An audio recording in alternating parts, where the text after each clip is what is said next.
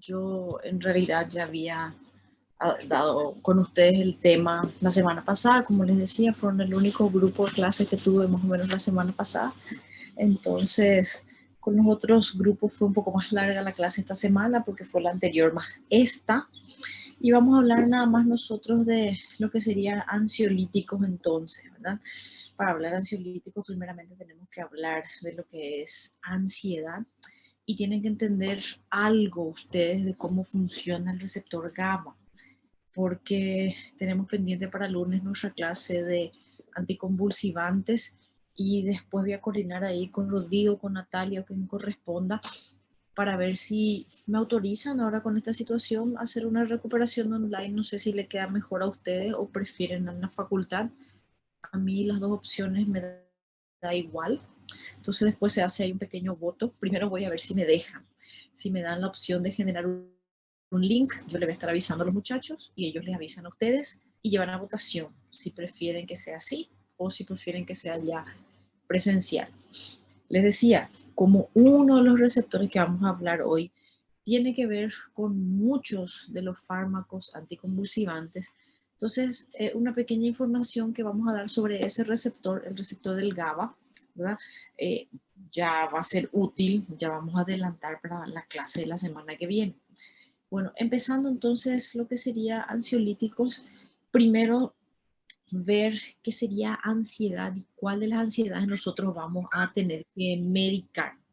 Gente, acá hay algo interesante, que la ansiedad puede ser una sensación normal, puede ser no, es una emoción normal.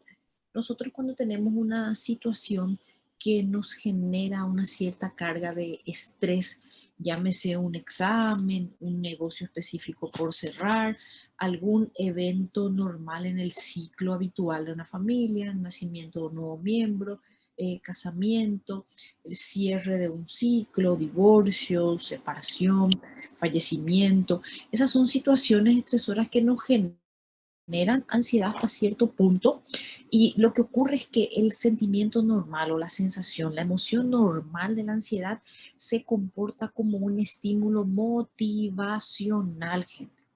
Cuando yo estoy ansioso porque tengo un examen y yo tomo eso y estudio más, eso no es patológico, o sea que no es correcto dar un ansiolítico cuando yo estoy preocupada, desesperada, angustiada por un examen, si eso yo puedo convertir en motivación. ¿Está bien? Cuando esto se vuelve patológico, cuando la ansiedad comienza a comportarse como protagonista. En general, todos los trastornos psiquiátricos es correcto que siempre sea medicado, acompañado o por lo menos evaluado en algún momento por el psiquiatra, gente.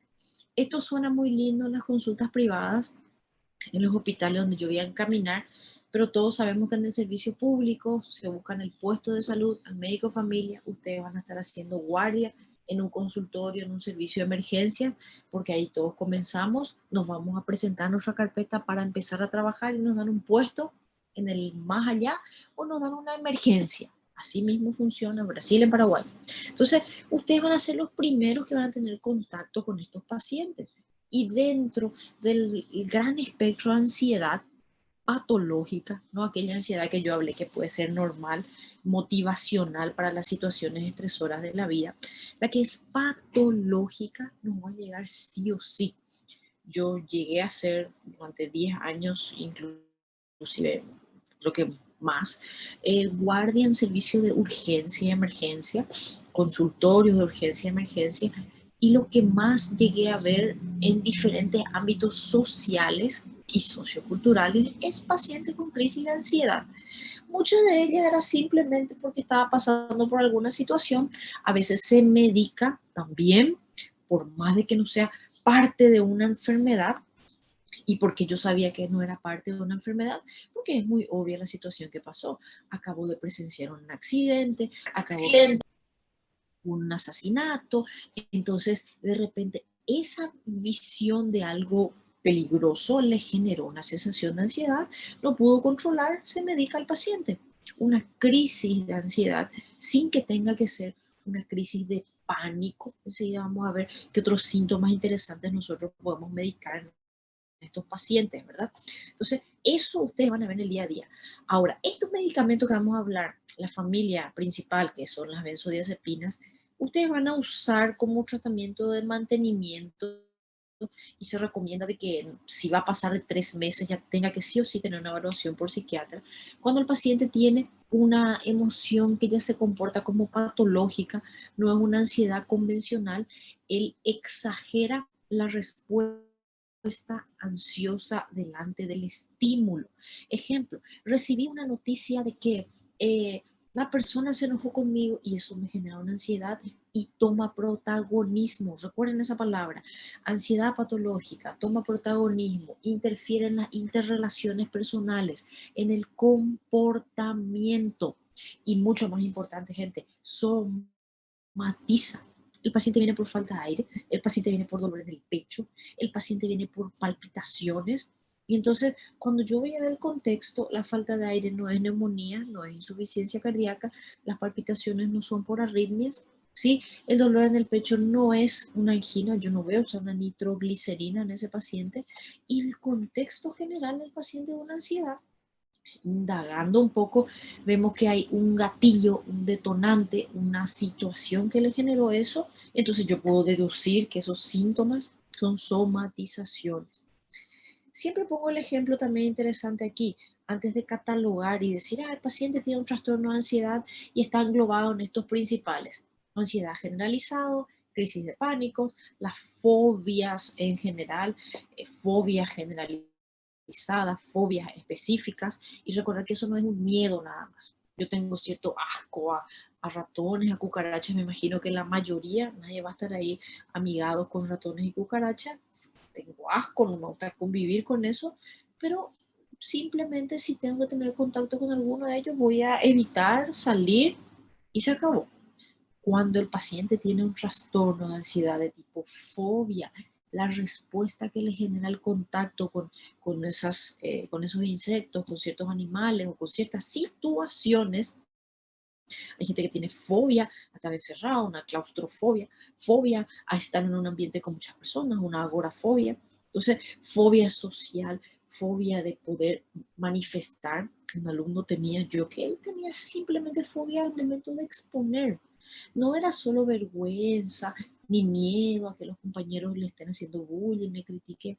Era un trastorno completamente generalizado, hacía palpitaciones, sudoración, llegó a desmayarse porque no conseguía hablar cuando había otra persona que le estaba encarando, mirando. Entonces, eso tiene que medicarse, lógicamente, pero aparte de eso, tiene que hacer una terapia conductual y tiene que hacer un acompañamiento terapéutico para poder avanzar. Primer mensaje del día, no es solo te doy un ansiolítico, listo, se acabó. Segundo mensaje del día, debemos ver el gatillo. También usaba el ejemplo, ustedes ya ahora entran al 5.º año, en breve, ¿verdad? Si esta pandemia nos permite avanzar, van a las prácticas y eso pasa así, gente, en un abrir y cerrar de ojos, llegó 2023, son internos. Bien, cuando ustedes empiecen el internado, bueno, vamos a suponer, una de las situaciones que más vi son los problemas de pareja que existen en los alumnos internos cuando el esposo o la esposa de repente no está acompañando. Eso suele generar cierta ansiedad. Yo me quedé con varios internos, yo llegué a vivenciar eso y dar ansiolítico a un médico que está en formación, que tiene que ir temprano. Antes de que existiera UTI, tenía que quedarse a bucear en las noches. Los pacientes que eran intubados hacían turnos. Eran poca cantidad de pacientes para, perdón, de alumnos para mucha cantidad de pacientes, trabajo exagerado y a veces te exigían irte más temprano. Imagínense, guardia cada 3 días, tener que quedarte en la noche. Evidentemente el hospital no te da un alojamiento ni comida, vos tenés que encajar todo eso y al día siguiente viene el profesor, te hace una pregunta y no tuviste tiempo de estudiar porque llegaste en la casa, está el hijo, está el hermano, está el esposo y hubo algún trastorno en la casa, eso te va a generar cierta ansiedad. No es agarrar y tomar un ansiolítico y se acabó. Es manejar un poco la situación y ver para afrontar, lo cual no es fácil. Nosotros pasamos por un internado, ustedes van a alcanzar eso y van a ver que es una situación que si realmente uno está comprometido, te va a generar una ansiedad. Repito, no corresponde dar el medicamento sin averiguar el entorno. Tercer mensaje del día. La ansiedad patológica, gente, puede ser síntoma de tres grandes problemas que puede tener el paciente. Primero, la ansiedad en sí, ella es una consecuencia de una situación que va a ser irreversible, llamémosle duelo. Un paciente cuando tiene contacto, llega a la casa, falleció uno de los padres y no supera eso, estando afuera puede vivir bien, pero llegó en la casa y tiene un enfrentamiento patológico donde empieza a hacer psicosis, donde tiene ideas, no, le mataron, le llevaron, no aceptación, y eso apareció mucho con esta pandemia. Ese paciente no va a mejorar solamente con ansiolíticos sin conseguir solucionar ese otro problema. Segundo ítem, ansiedad como manifestación de la depresión. Entonces, ansiolítico, paciente con ansiedad y no está mejorando, necesito indagar el trasfondo social de ese paciente. El mismo ejemplo que yo les comentaba, ¿verdad? Porque viví, llegué a ser testigo, llegué a inclusive a hablar, a consultar personas, alumnos así en esa situación. Separación, problemas de repente con hijos que fallecieron, trastornos que tenía que ser en algún otro lado internado. Yo hablo de cosas que ustedes pueden ver en el día a día y eso les genera una situación que no es solo ansiedad, está viviendo un contexto de depresión. Si yo vengo y le doy un ansiolítico, no va a mejorar, gente. Por eso alguna vez van a ver que un paciente tiene síntomas de ansiedad y está siendo medicado con antidepresivo. Eso es correcto. La ansiedad como síntoma de depresión es importantísimo identificarla. ¿Por qué? Y ya les doy una respuesta que forma parte de efectos adversos. Ansiolíticos de tipo benzodiazepinas, cuando se dan a paciente que manifiesta ansiedad en contexto de depresión, te lleva a la tendencia suicida. Entonces, el paciente viene porque está agitado, ansioso, y yo le doy un medicamento para la ansiedad, termina en la tendencia suicida. ¿Y dónde está mi error? Mi error está en indagar el contexto del paciente y ver que no era solo que estaba nervioso, preocupado, y ver que no era solo que tuvo una pelea de pareja, ver el contexto general y darnos cuenta de que ya está en un cuadro de depresión manifestada inicialmente por ansiedad. Entonces, ansiedad como síntoma de la depresión hay que medicar de una forma diferente. La ansiedad como síntoma de la esquizofrenia. Gente, ese paciente no va a mejorar mientras nosotros no le demos tratamiento específico para la esquizofrenia. Entonces, ¿existe trastornos de ansiedad que se medican con antipsicóticos? Sí, específicamente. Y cuando hablemos de las aplicaciones, voy a mencionarles dos de estos trastornos en general de la ansiedad.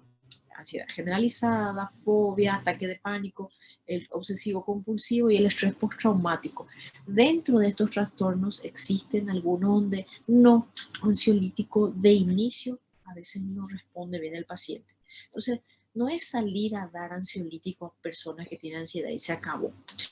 ¿Qué pasa con esto de la respuesta ansiosa? Mi paciente puede venir, fíjense cómo eso todo es la amígdala, que el centro que se encarga de comandar lo que se llama respuesta ansiosa. Entonces, mi paciente tiene relación o puede venir, porque si ustedes se fijan, directamente las aferencias sensoriales que pasan por el tálamo tienen conexión con la amígdala.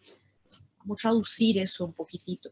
Yo escuché un ruido que me pareció que era como una faísca, se dice, ¿no? Como una isca.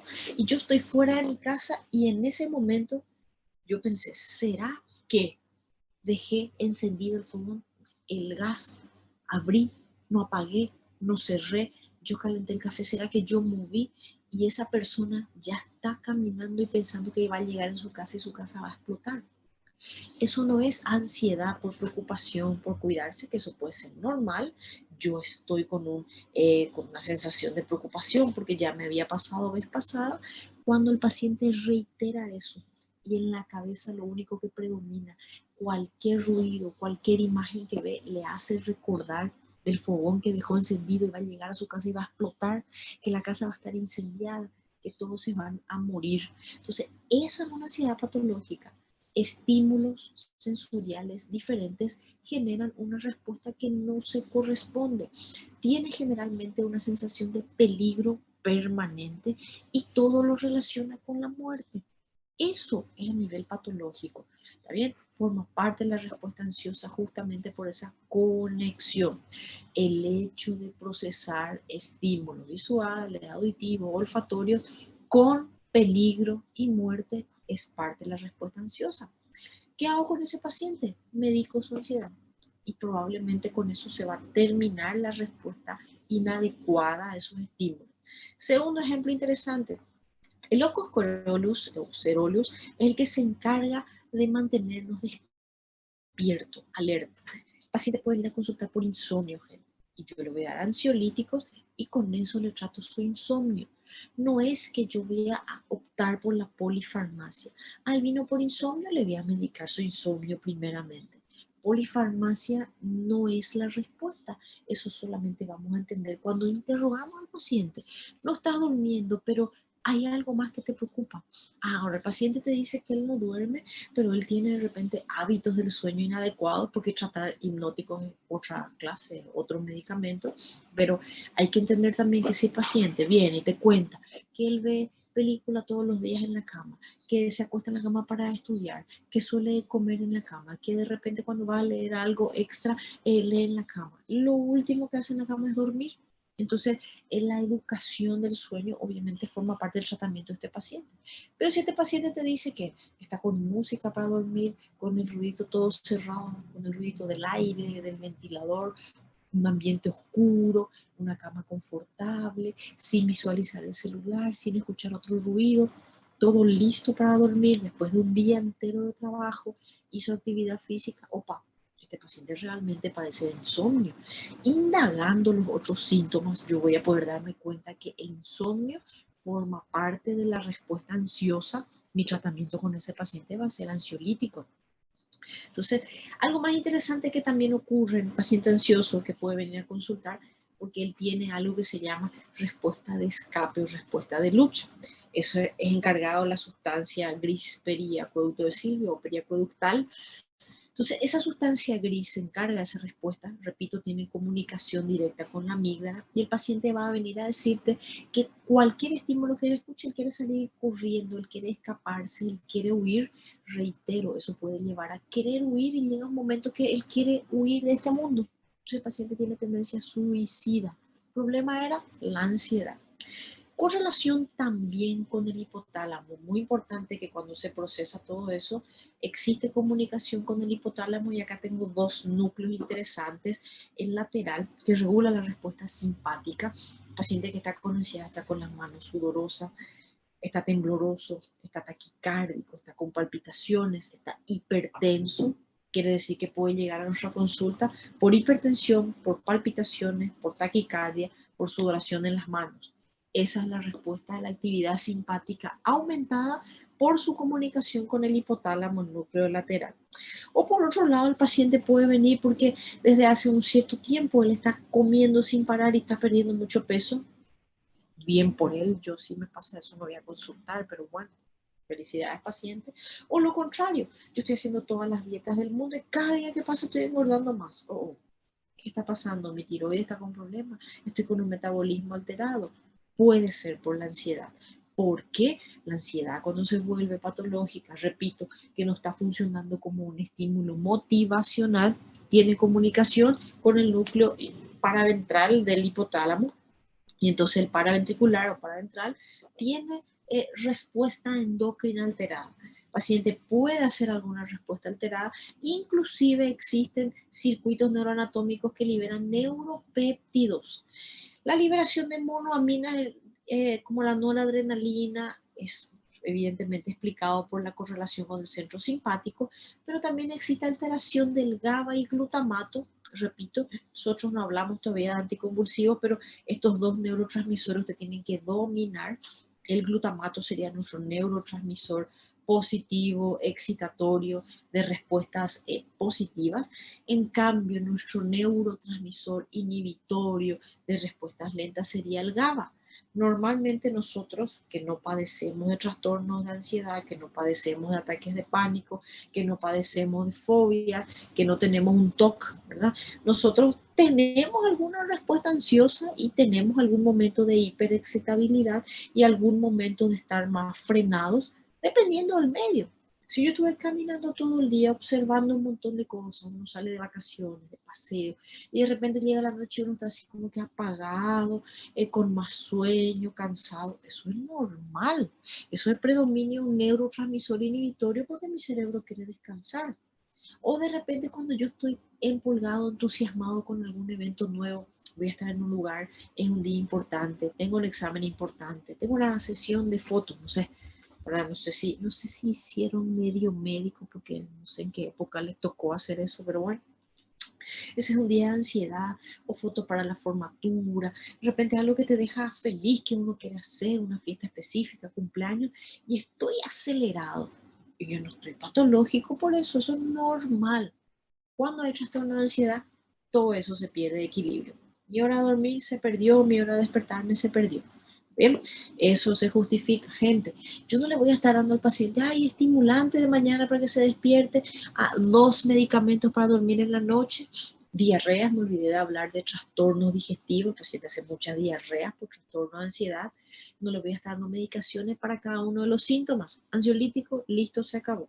Pero para eso necesito darme cuenta que todos los síntomas que yo conté, mira, 20 minutos hablando de síntomas, son parte de la ansiedad. Eso es trabajo mayoritariamente del psiquiatra. El ansiolítico sería un fármaco que controla la ansiedad como síntoma y que no te deja dormir. Difícil encontrar eso porque vamos a ver acá que la familia más importante trabaja con un receptor netamente inhibitorio y entonces en algún momento dado la sedación y el sueño son parte de la respuesta de yo mantener el estímulo inhibitorio predominante. Yo veo a un paciente que está positivo, que él está con aceleración, agitación, ansiedad, inquietud, irritabilidad. Yo quiero frenar eso, yo debo hacer que predomine estímulo inhibitorio. Solo que al predominar estímulo inhibitorio, en algún momento dado, sedación y sueño forman parte de mi respuesta inhibitoria. Difícil encontrar un fármaco que solo controla ansiedad y no tenga interacción con el sueño. ¿Está bien? Anteriormente se usaba barbitúricos, que vamos a nosotros a hablar en su momento. Los barbitúricos hoy en día reservo para convulsiones y reservo en segunda o tercera línea. ¿Por qué? Porque existen otras alternativas que son más efectivas y con menos efectos adversos, pero los barbitúricos, dependiendo del incremento de dosis, producían sedación, sueño, anestesia en el paciente, después le llegaban coma, inclusive la muerte del paciente. ¿Está bien? Por eso se hablaba de ese patrón. Clasificación de nuestro libro de ansiolíticos. Y no solo nuestro libro, de pretty much esto en todos los otros libros. Los moduladores del receptor GABA, ahí están las benzodiazepinas de la subunidad alfa del receptor GABA, en realidad queda entre la alfa y la delta, existen varias subunidades de ese receptor GABA. Esos moduladores, y vamos a entender por qué se llaman moduladores, no dice agonistas, no dice antagonistas, no dice bloqueadores, dice modulador. Los agonistas parciales de receptores de serotonina o receptores de 5-hidroxitriptamina, 5-HT1A, que sería buspirona, nuestro representante principal. Y yo les mencioné que la ansiedad puede ser síntoma de una depresión, entonces antidepresivos también forman parte del espectro tratamiento ansiolítico. Otros fármacos, que están estudiando antidepresivos en otra clase, son entre paréntesis. Otros fármacos que vamos a tratar serían antihistamínicos, neurolépticos, beta bloqueantes, anticonvulsivantes. O sea, cuando nosotros hablemos de anticonvulsivantes como ácido valproico, como topiramato, como fenobarbital, y eventualmente en algún momento gabapentina y la motrigina, en algún momento pacientes con trastorno de ansiedad severo que tienen además estrés postraumático y vivencian ciertas respuestas. Él tuvo, no sé, un accidente de tránsito y cada vez que está en el carro y ve un carro color rojo que se cruza porque su accidente fue con un carro color rojo, él ve eso y ese paciente se desconecta del mundo y empieza a tener acciones repetitivas. Gente, muchas veces se medican con anticonvulsivantes de los estrés postraumáticos, ¿sí?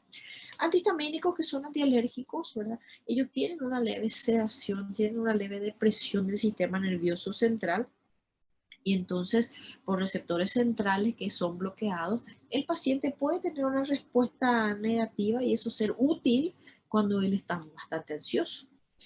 Neurolépticos, ustedes también van a estudiar en nuestra clase los neurolépticos y beta bloqueantes de lo que habíamos hablado, más que todo el propanolol es el que se usa.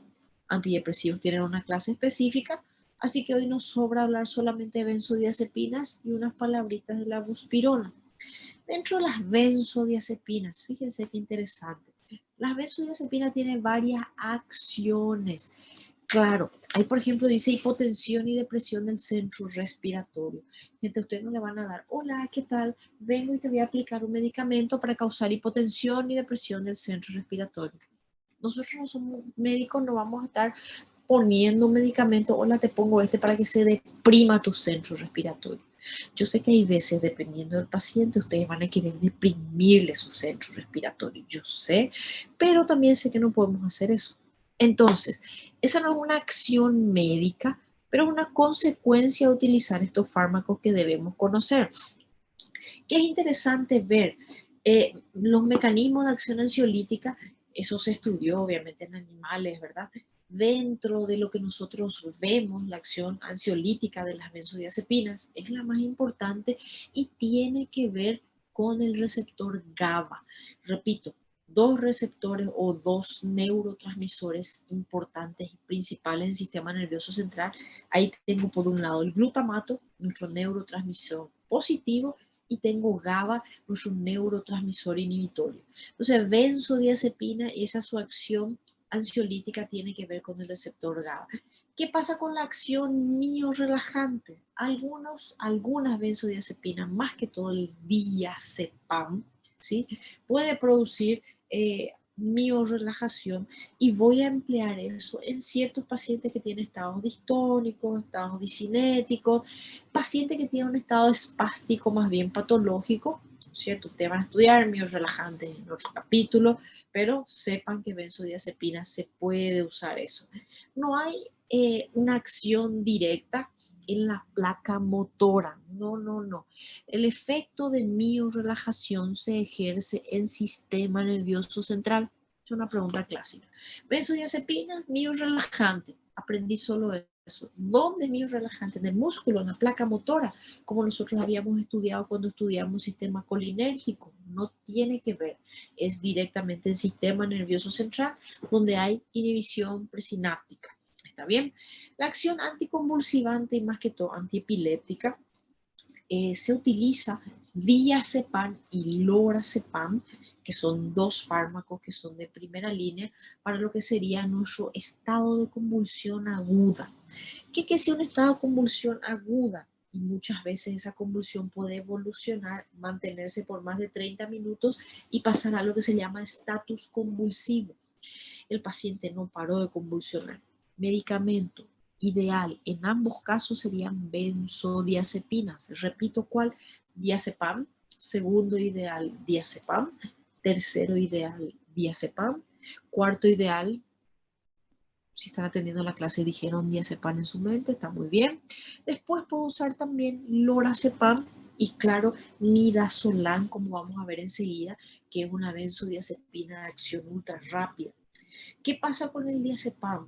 Ya les adelanto desde el punto de vista farmacocinético, diazepam tiene absorción intramuscular errática.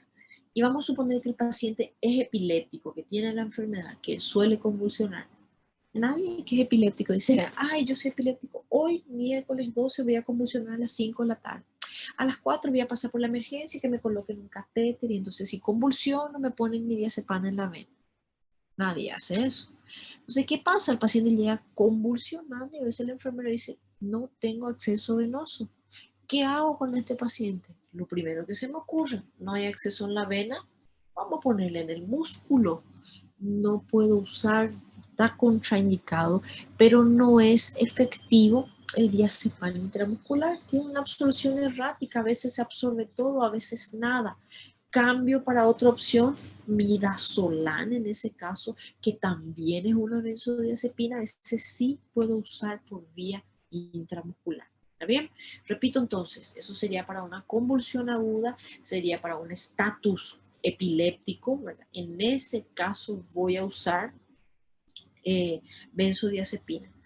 Vamos a hablar ya nosotros de eso en su momento, pero ya les adelanto, dentro de las convulsiones, en línea general, yo puedo tener las convulsiones que se llaman crisis de ausencia.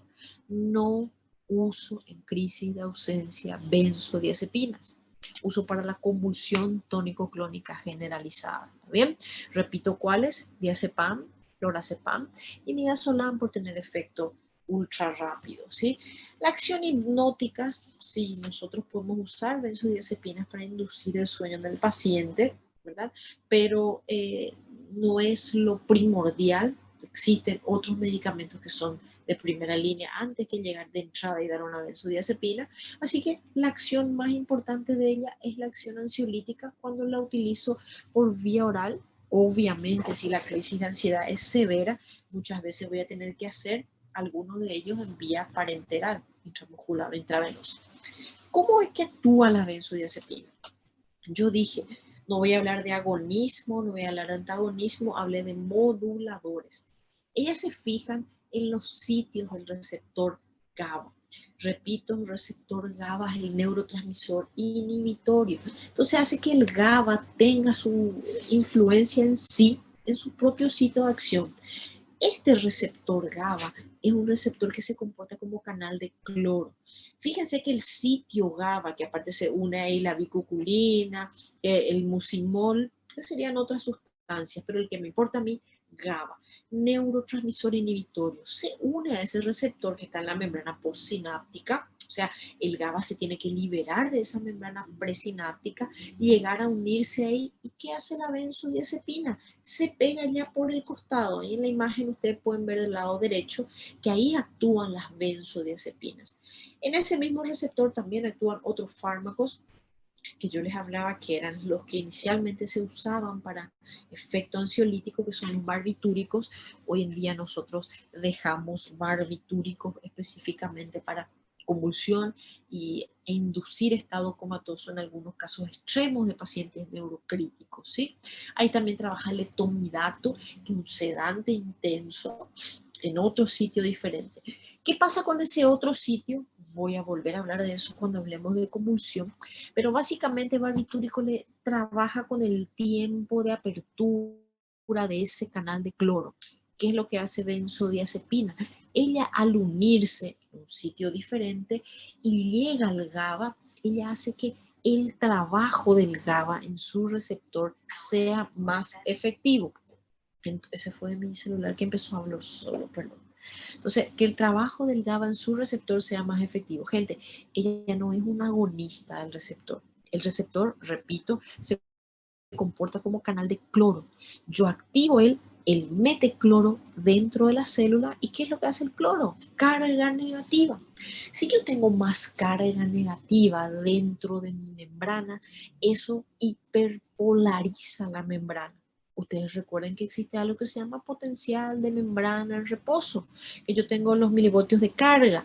Entonces, cuando yo tengo aproximadamente 50, ahí se genera menos 50, un potencial de acción. Eso hay una descarga.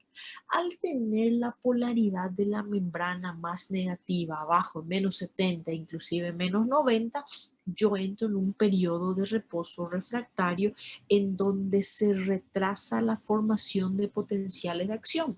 Eso se llama hiperpolarizar la membrana. ¿Por qué ocurre eso? Porque entró cloro dentro de esa neurona. ¿Por qué entró cloro? Porque se activó el canal de cloro, que es el receptor del GABA. Entonces, la benzodiazepina no mete más cloro en la célula.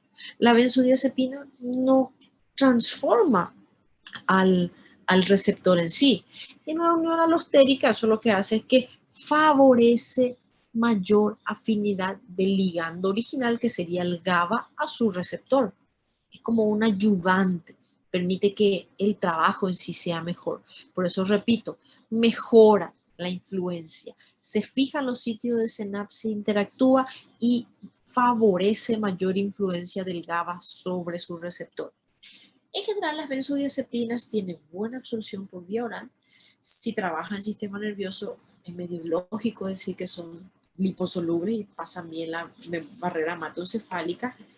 Por vía intramuscular, la mayoría, fíjense, de los que se puede aplicar, los que existen ampollas, tienen absorción errática. Principalmente esa absorción errática la tiene el diazepam. El que tiene mejor absorción es el lorazepam y midazolam. Se unen a las proteínas y tiene una distribución que se llama bicompartimental. Yo inyecto al paciente y después él llega a todos los órganos y sistemas. Buena distribución. La semivida, hay algunos libros que inclusive te dan 4 características. Esa intermedia divide en corta y después en intermedia. Y el que acá te dice corta pueden leer como ultra corta. ¿Cuáles tengo que conocer, gente? Bueno, tienen que conocer que el que es corta o ultra corta y vienen ampollas y voy a tener un efecto rápido, el midazolam. Bien, acción ultra corta. Miren que el Tmax es de 0.3 horas nada más, rapidísimo. Alcanza en tiempo, eso serían 20 minutos, ya está en una plenitud de trabajo.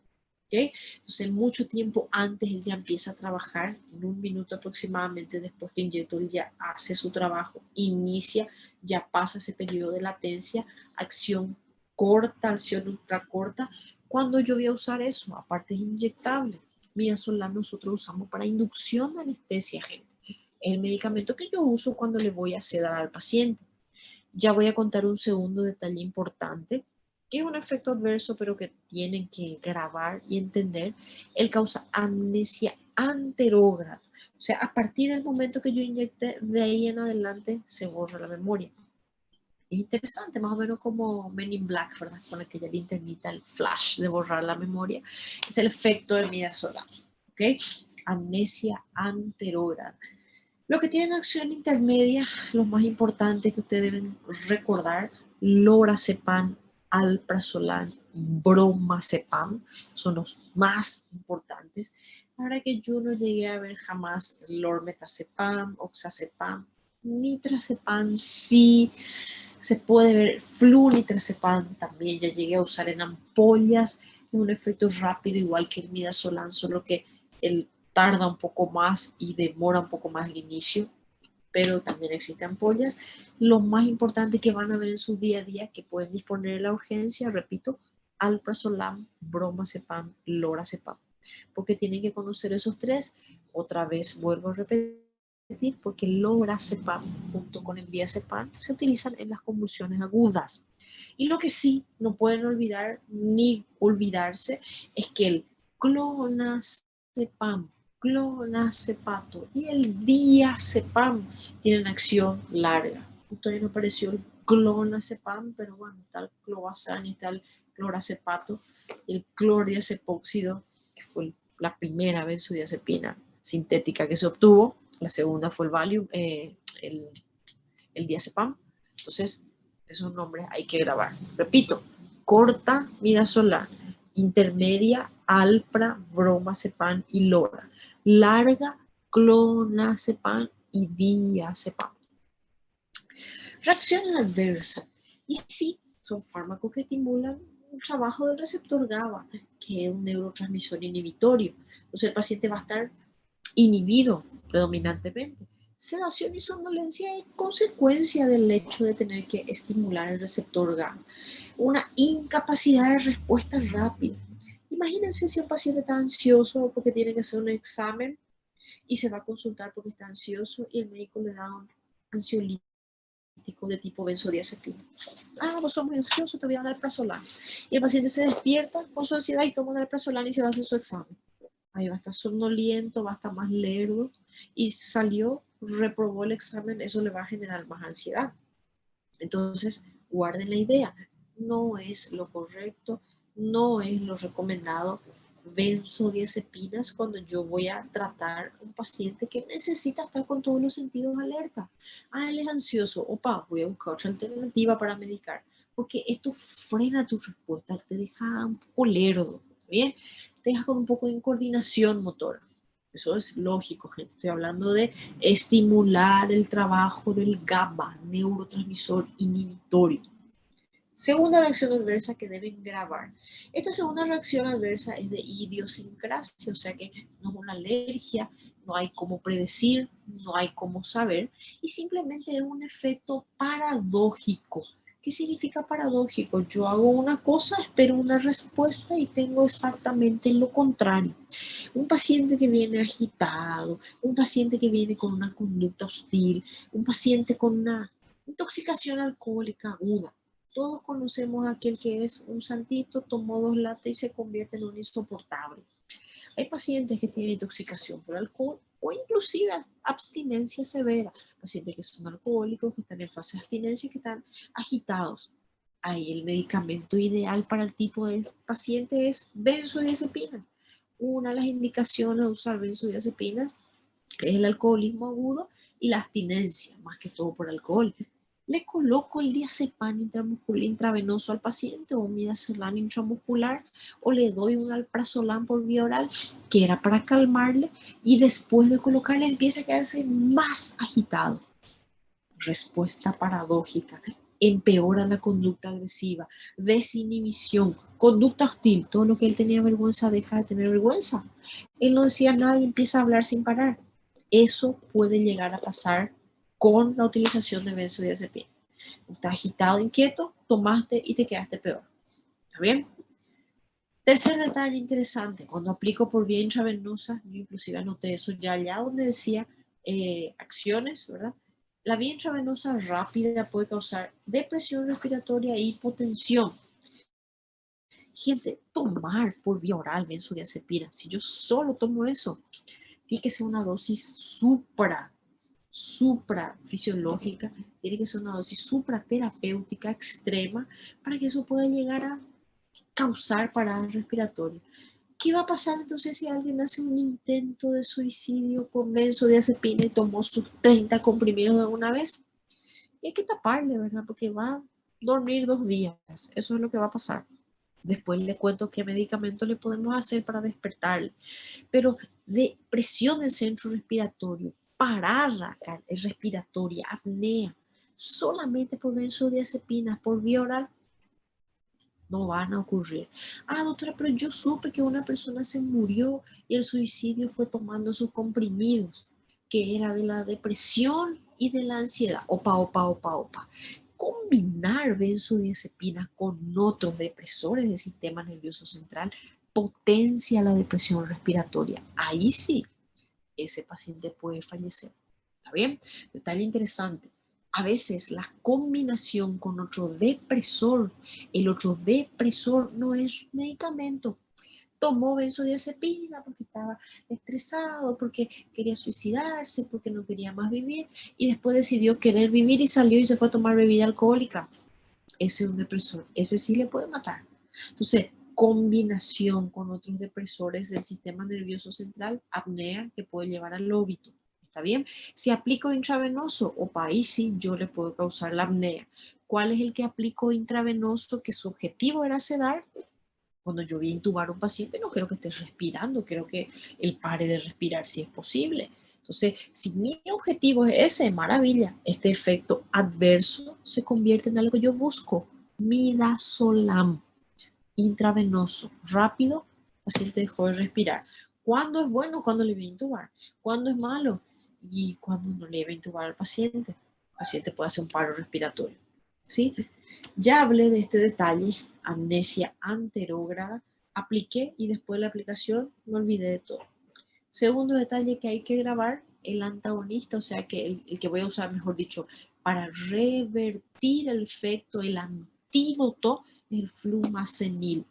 Bien, entonces cuando el paciente está intoxicado con benzodiazepinas o yo veo que el paciente no se despierta y quiero saber si realmente es por culpa de las benzodiazepinas, flumazenil. Hacemos una ampolla, solo que el efecto es bien cortito. El paciente se despierta, abre los ojos y yo sé, opa, es por benzodiazepina. En algún momento se va a eliminar el cuerpo y le va a pasar. Depresión farmacodinámica si se asocia a otros psicofármacos. O tanto la euforia o la depresión puede ser potenciada por el alcohol, por otros sedantes, por antihistamínicos, por antidepresivos, por opioides. ¿Bien? Mucho cuidado con pacientes que consumen eso de forma crónica. Ah, porque tiene dolor y aparte de eso no duerme bien y toma su benzodiazepina y toma su opioide.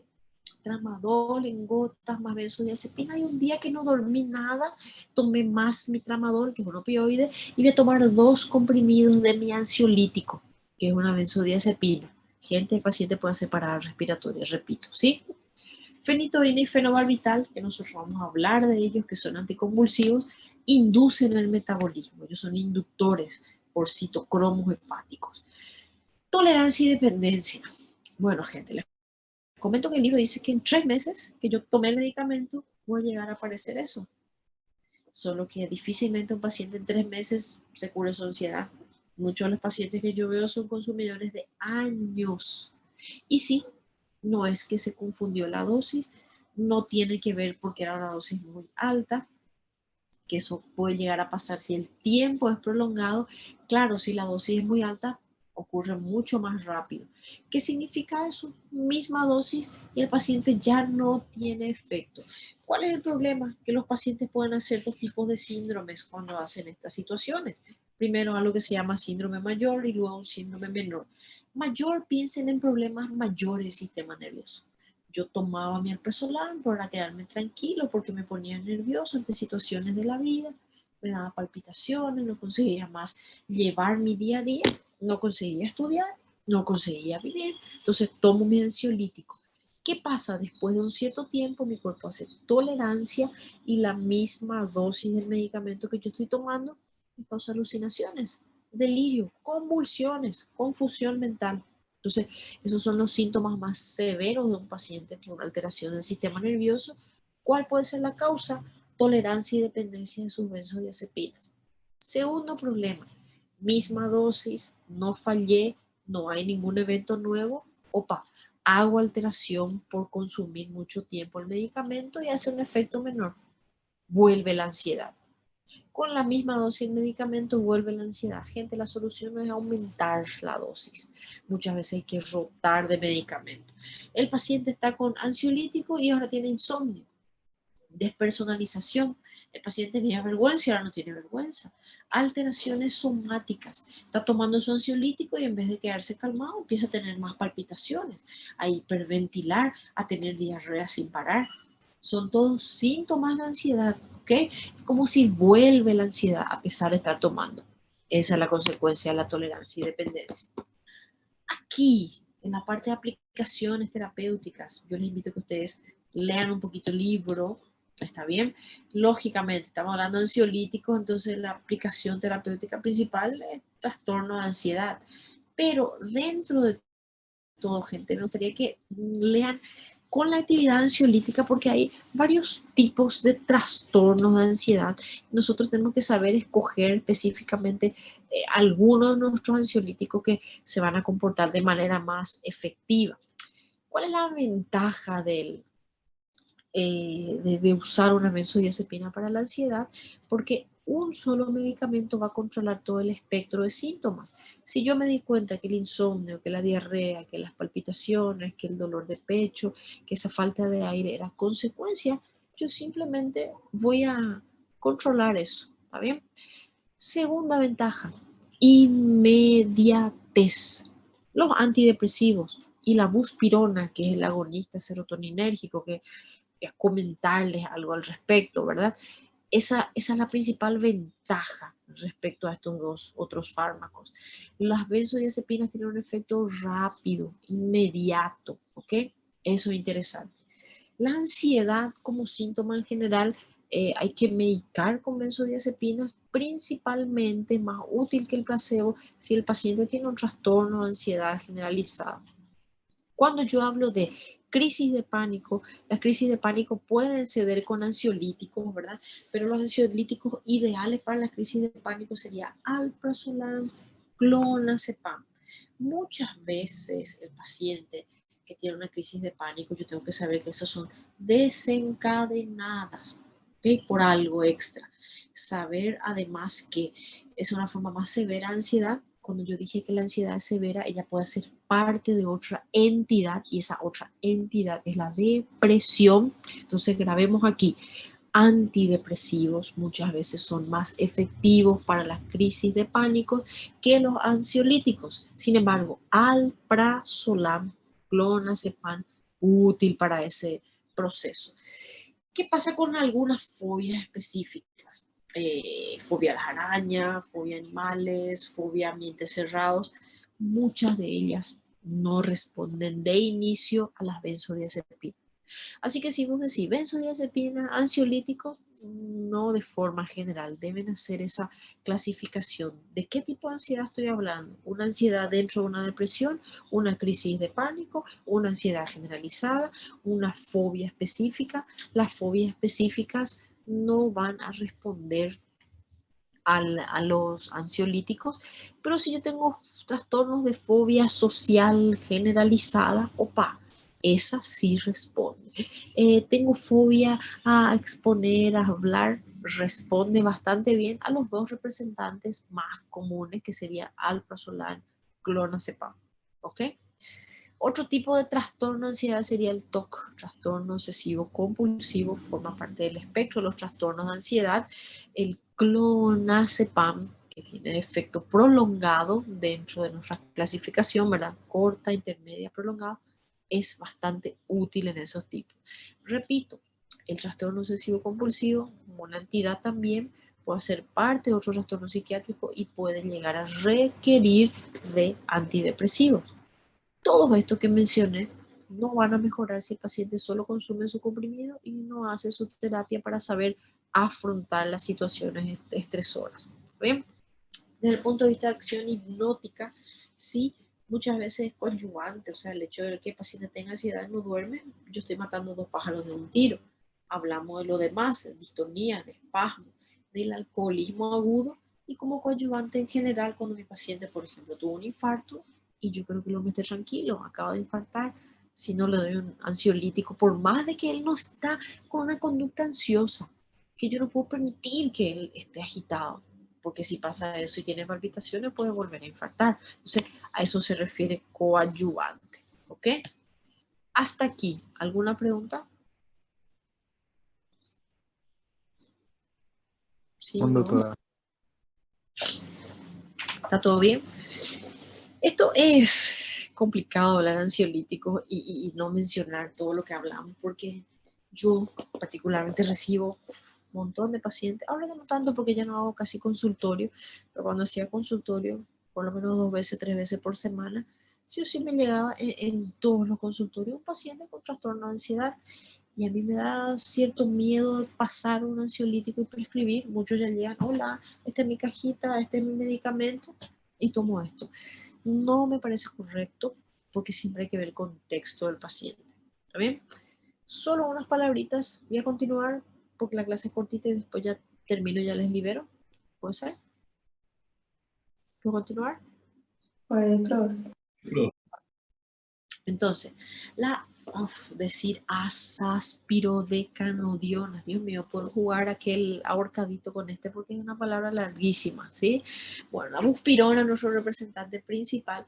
Lo interesante de la buspirona es que el perfil farmacológico es totalmente diferente a lo que sería benzodiazepinas, simplemente porque no trabaja con el receptor GABA. Nosotros vimos que ellos son agonistas parciales serotoninérgicos. ¿Y cómo entonces yo voy a tener un efecto inhibitorio en un paciente si no trabajo con el neurotransmisor inhibitorio? De ahí que no está muy claro funcionalmente cuál es el mecanismo de acción de la buspirona, ¿sí? Sabemos que es un agonista parcial serotoninérgico, solo que ¿qué consecuencia eso tiene? No está aclarado por completo. Lo interesante que sí sabemos es, como no tiene que ver con el GABA, no es sedante, no es hipnótico, al contrario, eso te puede mantener más bien en un estado de alerta. Trabaja también en ciertos receptores postsinápticos, en algunos como agonistas, en otros como antagonistas, entonces no puedo explicar bien. Lo otro interesante es la buspirona, que tiene cierto efecto antidepresivo. Entonces se habla de que no solamente tiene que ver en ese nivel de la neurotransmisión, sino en otros sitios de otras áreas cerebrales. Consecuencia de usar buspirona: controla la ansiedad, no ceda al paciente, no le causa somnolencia, efecto antidepresivo. ¿Dónde voy a aplicar esto? Parece lo máximo, ya no quiero más usar benzodiazepinas. Yo cuando les hablé de benzodiazepinas le dije ventaja en su aplicación terapéutica. Tomé un clonazepam, 5 minutos después estoy tranquilo. Tomé un alprazolam, 10 minutos después estoy tranquilo. Esa es la ventaja, ¿está bien? Acá de inicio ya le digo, empecé de abajo para arriba, pero bueno, buspirona, gente, el paciente tiene que esperar un mes, a veces un mes y medio, 4 a 6 semanas para ver el efecto. Y eso ustedes le tienen que decir: señor, va a tomar esto y va a continuar esperando. Si mi paciente ya viene por una ansiedad que no le está dejando dormir, que le tuvieron que traer sus familiares, que está desesperado, que se cortó, que sacó los cabellos, que pegó las paredes, está extremadamente agitado, en crisis de miedo, de pánico, de fobia, de terror, no le puedo usar buspirón. Le decir: tranquilo señor, de aquí a un mes y medio ya va a estar bien. De aquí a un mes y medio el hombre ya se mató, ¿me entienden? Entonces, tengo que elegir exactamente el contexto del paciente. Un trastorno de ansiedad más leve y principalmente donde la persona necesita estar despierto. La buspirona tiene buena biodisponibilidad, buena absorción, también tiene un metabolismo hepático, igual que todas las benzodiazepinas. No sé si llegué a mencionar, solo hablé de su correlación con fenitoína y fenobarbital, pero les comento, tiene metabolismo hepático, inclusive lorazepam va directamente a la glucuroniltransferasa, que es aquella que se encarga de bilirrubina directa, convertir indirecta en directa, va directo metabolismo hepático. Importante, hay que vigilar función hepática. Aquí pasa lo mismo con la buspirona. Tiene una semivida relativamente corta, 4 horas, quiere decir que el efecto después para la noche ya se acaba, y eso es bueno porque, repito, ya te mantiene alerta, inclusive puede causar insomnio.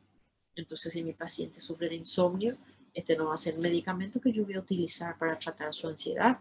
Ahora, si mi paciente está ansioso, pero él tiene que trabajar con maquinaria, él tiene que estudiar, él tiene que manejar, imagínense que sea un piloto, que sea un chofer el paciente, le puedo dar una benzodiazepina. Este sería el de elección, ¿ok? Dentro de las reacciones adversas es ventajoso porque no va a tener efectos adversos como apnea, depresión del centro respiratorio, como ocurría con benzodiazepina combinado con otros fármacos. Recuerdan, benzodiazepina aplicado intravenoso, sedación, apnea, depresión de la respiración. Acá no. Acá tiene efecto más leve, en algunos casos dolor de cabeza, un poco de mareo, parestesia, nerviosismo. Y yo recuerdo que una vez estaba así un día, no hay clase, me liberaron de la clase, tenía una tarde libre y estaba así dándome vueltas, no sabía qué hacer porque no tenía que trabajar, y de repente, ¿qué hago cuando no tengo que trabajar? Era así, soy así. Entonces dije, bueno, voy a tomar un café, siempre un café. Y fui a una cafetería y visto ahí que había un café de esos adornados ahí con chocolate y no sé qué, dije, quiero ese. Y lo que yo estaba esperando mi café, cuando miré así en la mesa de al lado, había dos estudiantes con un sulfito así extendido sobre la mesa, y yo, ay no, yo quería librarme del trabajo y de la facultad y vengo acá. Ahí estaban estudiando diuréticos, farmacología, y yo quería tapar mi oído y no conseguía, casi agarré la servilleta y puse acá y acá, ¿sí?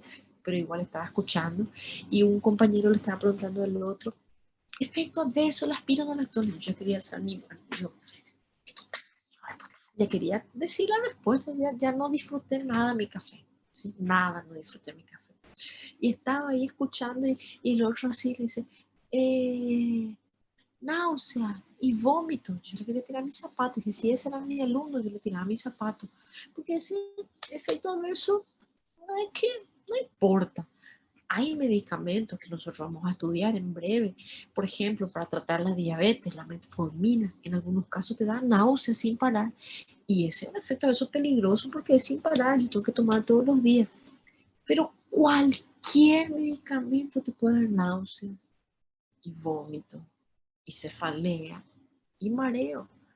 Eso no es algo específico de ningún medicamento. Yo le quería tirar mi zapato al hombre que no habló del potasio.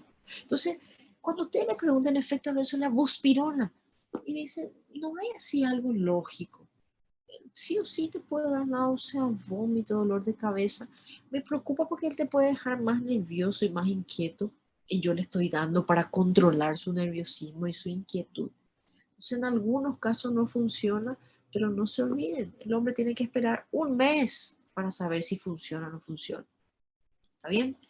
Si se asocia a IMAO, fármacos que son inhibidores de la monoaminoxidasa, para estudiar cuando hablen de antidepresivos, más que todo, cuando vean movimientos anormales. Entonces, en estos pacientes que yo voy a asociar impramina con buspirona, yo puedo llegar a tener hipertensión. No se hacen esas asociaciones hoy en día. Lo interesante, punto 3, no potencia la depresión respiratoria cuando se consume con alcohol. No es para que yo tome buspirona y salga a tomar alcohol sin parar, no.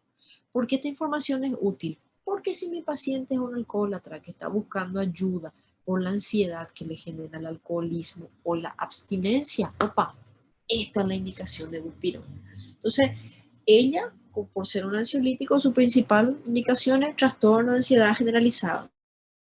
Ya sabemos, si es un cuadro agudo, grave, intenso, no es el medicamento, es benzodiazepina porque es inmediato el efecto. ¿Está bien? Él tiene una actividad antidepresiva, así que es maravilla. Si el paciente tiene una depresión leve y la ansiedad es uno de los síntomas además de su depresión, buspirona también está indicado. Tercera indicación, acabé de decir, no tiene depresión respiratoria cuando mezclada con el alcohol, así que en algunos pacientes que tienen alcoholismo, abstinencia, que eventualmente todavía están disminuyendo su consumo, pero consumiendo buspirona, un fármaco ideal para controlar la ansiedad. Y lo último, que también mencioné hace rato, ella no es hipnótica, no es sedante, controla la ansiedad, la agitación, pero sin enlentecer tus respuestas motoras. Entonces, el paciente que necesite de su habilidad psicomotora intacta, ¿quién sería ese? El manipulador de maquinaria. El hombre trabaja en un lugar donde puede perder el brazo. Si yo le doy un alprazolam, está con sueño y chao brazo. Buspirona, que le va a dejar despierto. ¿Está bien? Esas serían las indicaciones principales de este fármaco. Y bueno, eso es todo, porque ustedes van a estudiar antidepresivos, van a estudiar neurolépticos, van a estudiar antihistamínicos, ya estudiaron beta bloqueantes, entonces no les voy a hablar más al respecto. ¿Está bien? ¿Entendimos, gente? Sí, ¿Y profe. Sí, doctora. alguna pregunta? ¿Algo que quieran comentar? Aprovechen ahora y así veo cómo hago mi pregunta fácil, difícil. Solo tengo este tema, creo que me tengo que inspirar y hacer unas preguntas un poco más complicadas.